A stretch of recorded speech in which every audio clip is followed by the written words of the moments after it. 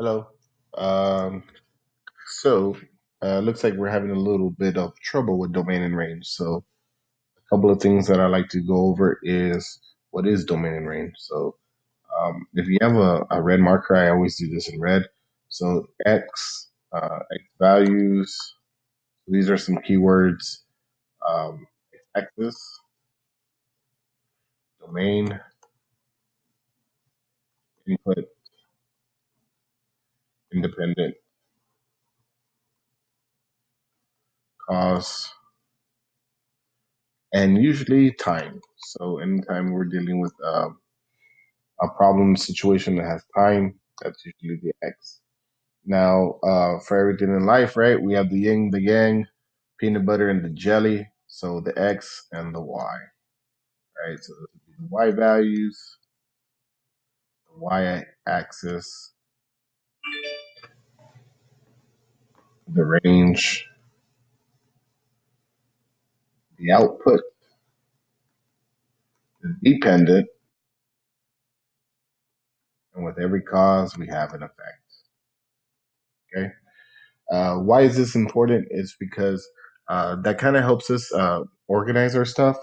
So I like to see whenever I do a graph, I kind of do the Y blue, right, and then I do my X axis red, and that helps me kind of organize everything. So when they're asking for the domain, right here, the domain, so they're asking for the X values. So right here, the X values. So if you notice, the graph kind of starts right here and kind of ends right here. So from -2 to +4, those are the X values. So all this other stuff, I'm not worried about it. I'm just worried about horizontal movement. So like right here, I'm going to scratch this one out because that's a Y. Um, so whoever wrote this right here is doing a good job. Yeah, that looks good right there. Okay, so I'm going to do number 3. I'm going to kind of jump this way only because so when I scroll, I could do these two simultaneously.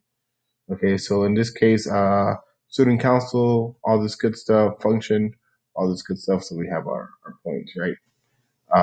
So the very first number in our series would be my x. So this would be 52, 72, 86, and 105. Okay, so all these are my x values. Okay, and then which will make 3, 4, 5, and 6 my y values. So this is y, y, and y. So now when it's asking you, what is the range? Well, the range is my y values. So I'm only going to talk about these numbers. It's not that one, not that one, not that one, but that one right there. So I hope that makes sense. Whoops. Did not mean to make that line. Um, okay, so I'm just going to kind of copy this, paste this down here. Okay, so we can always have our reference. So now number 4, number 5, we'll do those right now. Okay, so right here, let's say which representation does not show y as a function of x. So that's key right here. This one, this little word right here, this not show a function of x. So now this is a little different, right? So this is not necessarily talking about domain and range, but this is talking about functions. Okay. So when it says function does not, right, is not a function, not, that means the x somewhere is doubled, right? Or the x, they call it the x repeat. Okay. So the key thing here is just to look at the x. So like right here, this is the x, this is the x, this is the x.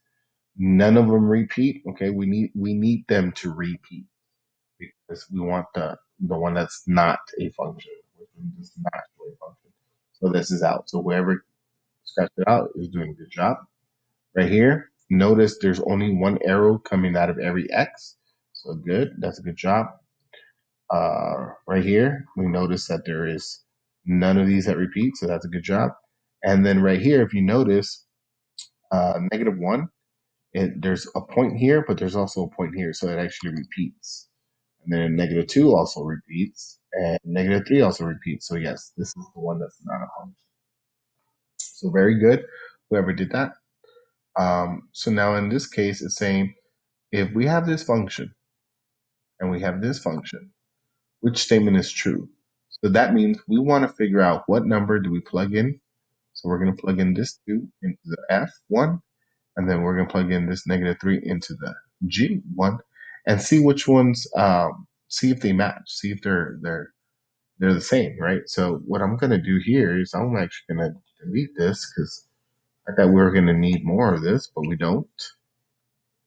And this one is just kind of trial by series, right? So we have to just kind of do all our answer choices and figure out what they are. So so letter F, which means I'm going to put -2 minus 4, whoops, squared plus 3, and that has to equal to -3 plus 7.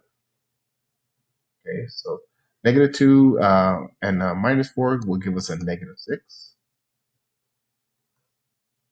-6 squared gives us just a positive 36, which this gives us 39. -3 plus 7 is just 4, and these do not equal. So this is not true. Okay, so now we're going to go to the next one. All right, so letter G. So letter G states we're going to put 0 minus 4 squared plus 3 equals to -1 plus 7. So 0 minus 4 is just -4.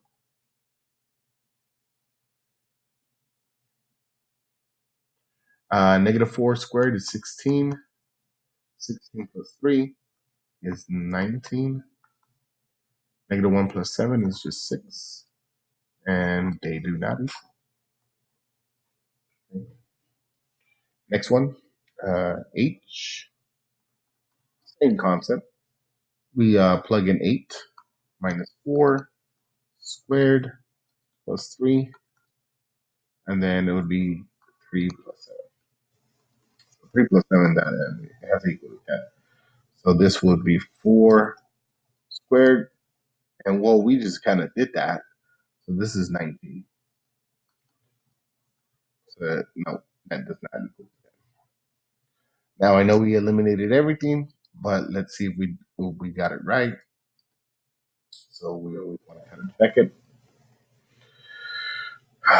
0 plus 7.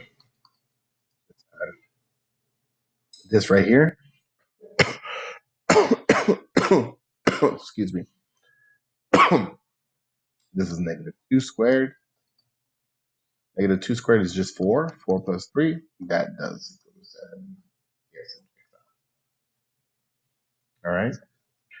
And number 5. Okay, so number 5 is very similar to what we were doing right here, this process, except for we only have one function.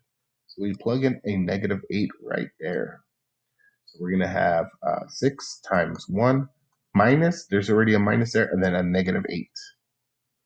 So what happens here is these two -8, these two negatives become a positive. So we have 1 plus 8. So this becomes 6 times 9. And 6 times 9 is 54.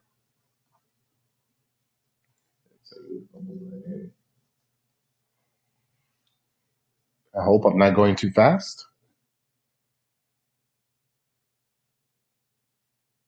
Okay, so we have 10 more questions. I mean, 5 more questions.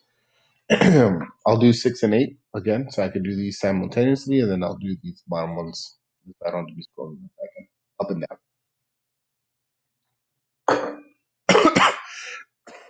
Excuse me. Okay. Again, so keyword right here is range. So remember, range is our y values. So range is our y values. So automatically, this is wrong and this is wrong. right? Because that's not or y. Remember, we're going to use x. X is domain, sorry. So we're going to have this. So then we kind of um, go this way. So this one will be 3. This one will be -6. So it's -6 to 3, which both of them do, which is fantastic.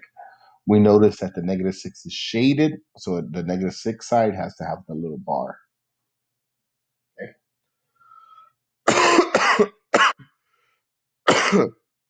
Excuse me once again. I'm sorry. I'm talking a lot, so and I ran out of water, so my throat's a little dry.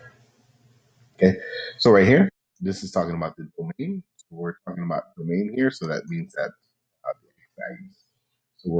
So we're going from this point right here, which is actually 0, all the way to this point, which is 28. Okay, so we want to include all the numbers from 0 to 28. Okay, so let's see, all real numbers less than 9, wrong. All real numbers less than or equal to 28. Okay, sounds good. All real numbers greater than or equal to 0 and less than or equal to 9. Wrong. All real numbers greater than or equal to 0 and less than or equal to 9. That sounds good too. Let's see which one's more correct. Now, if we include all real numbers uh, less than or equal to 28, that means we're going to include all these negative numbers over here. So like -28, -100, because it says everything less than 28 and negative numbers are included. So we do not want these negative numbers. We actually want to stop at 0. So when they say from 0 to 28, that is our correct answer. Okay. Now, so what are the domain and range of f of x equals -27? Okay, where's that coming from? Uh, okay, so I believe what they're trying to say is this is a constant, unless it's referring back to another question. Um, okay, so I would go with what you just put. The range is -27, and then all the numbers. So what I'm trying to say is this: that no matter what x you choose, right? X equals 1, x equals 2, you're going to have a graph at -27. So let's say this is -27, and you're going to have a straight line going this way, right? So no matter if you choose 1, the point will be here. Choose 2, the point would be here. So it would be 2 and -27, 1 and -27. So I would think this is good. So you'll be okay right there. Um, a sequence can be generated by using an equals to an minus 1 plus 4, where a1 is 6 and n is a whole number greater than 1. What are the first 4 terms in the series? All right. Oh, okay. So something interesting, right? So we have an equals an minus 1 plus 4. Okay. Okay. So that means if I had a1 here, that means a1 minus 1 plus 4. Okay. Which we know would equal to 6, right? We know that would equal 6.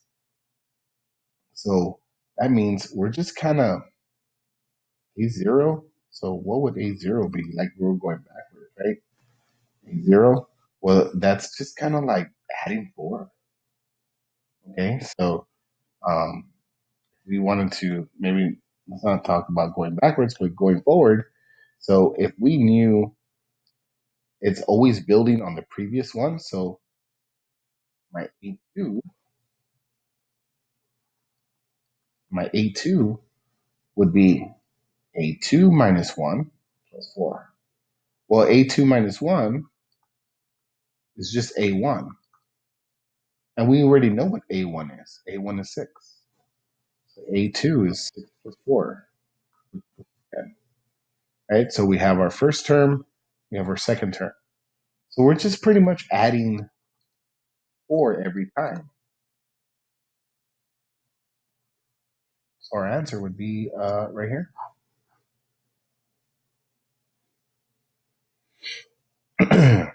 Yeah, that one's kind of odd the way they set it up. It's good. It's good. I could see it. Okay.